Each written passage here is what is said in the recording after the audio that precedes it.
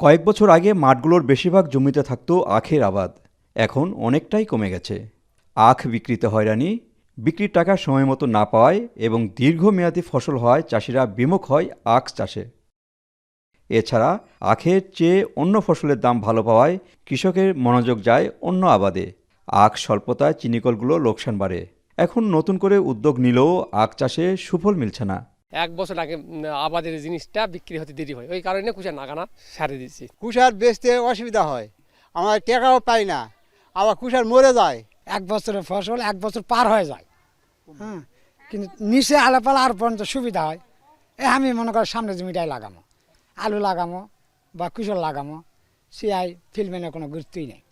কষ্ট করে বিক্রি করতাম, ন্যায্য মূল্য পাইতাম না, টাকা নেওয়ার জন্য অনেক গন্ডগোল করতে হতো, পায়ের জুতা ক্ষয় হয়ে যেত। পুঁজি পাওয়া যায় না, গাড়ি ঘোড়ার সমস্যা, টাকা তুলবা গেলে লাইন ধরে থাকা লাগে। স্বল্প মেয়াদে আখের জাত উদ্ভাবনের দিকে তাকিয়েছিল কৃষক। তবে এক্ষেত্রে তেমন কোনো সফলতা দেখাতে পারেনি আখ গবেষণা ইনস্টিটিউট। কর্মকর্তা জানান, স্বল্প মেয়াদী আখ উদ্ভাবন করলেও তা চিনি উৎপাদনে ব্যবহার উপযুক্ত নয়। স্বল্প মেয়াদির মধ্যে আমাদের এখন আছে বিএসআরআই আখ 42, যেটা সাধারণত 7 মাসের মধ্যে কৃষকরা হারভেস্ট করে এবং সেটা রসের জন্য ইউজ হয়। এটা কোনো গুড় হয় না, চিনিও হবে না। চিনিকলগুলোতে লোকসানের নানা কারণের মধ্যে আখের স্বল্পতা এবং প্রতিবছর ঋণের বিপুল অঙ্কের সুদ পরিশোধ। আর এ থেকে বের হতে হলে ঋণের সুদ থেকে অব্যাহতি দেওয়া, কৃষককে আখ বিক্রির টাকা প্রাপ্তি নিশ্চিত করা এবং আখকে কৃষি ফসল হিসাবে বিবেচনা করে কৃষককে স্বল্প সুদে ঋণ দেওয়ার পরামর্শ চিনিকল কর্তৃপক্ষের। কৃষি অর্থনীতিবিদ বলছেন, চিনিতে স্বয়ংসম্পন্ন হতে হলে আখের পাশাপাশি চিনি উৎপাদনে নজর দিতে হবে সুগার বিট চাষে। এছাড়া পুরাতন যন্ত্রপাতির আধুনিকায়ন করা সহ চিনিকলগুলোকে সারা বছরই উৎপাদনমুখী রাখতে হবে।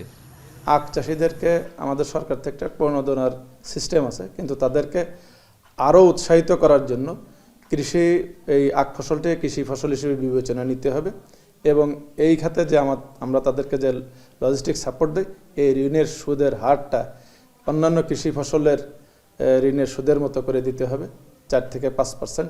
বাংলাদেশে আখের সাথে সুগার বিট করতে হবে, আখের উন্নত জাত নিয়ে আসতে হবে। আর একটি বিষয় হচ্ছে, আমি ছোট্ট উদাহরণ দিই, বাংলাদেশে একটি আখ থেকে যে পরিমাণ চিনি হয়, জাপানে সেই ডাবল পরিমাণ চিনি হয় ওই সেম আখ থেকে। তার মানে আমাদের দেশের যে যন্ত্রগুলো রয়েছে, মেশিনগুলো রয়েছে, এই মেশিনগুলোর আধুনিকীকরণ দরকার। দেশের চিনি চাহিদা 24 লাখ মেট্রিক টন। 2023-24 অর্থবছরে চিনি উৎপাদন হয়েছে মাত্র 46,000 মেট্রিক টন। চিনিকলগুলো পুঞ্জীভূত ঋণের সুদ প্রায় 6,000 কোটি টাকা। আখের উৎপাদন কমার মধ্য দিয়ে চিনির উৎপাদন কমেছে, সেই সাথে বেড়েছে চিনি আমদানি নির্ভরশীলতা। এর থেকে উতরানোর যে উপায়, সেটি হলো বিকল্প কোনো আখের চাষ করার মাধ্যমে চিনি উৎপাদন বৃদ্ধির মাধ্যমে এই নির্ভরশীলতা কমানো সম্ভব। জয়পুরহাট থেকে মাজিদুর রহমান, এখন।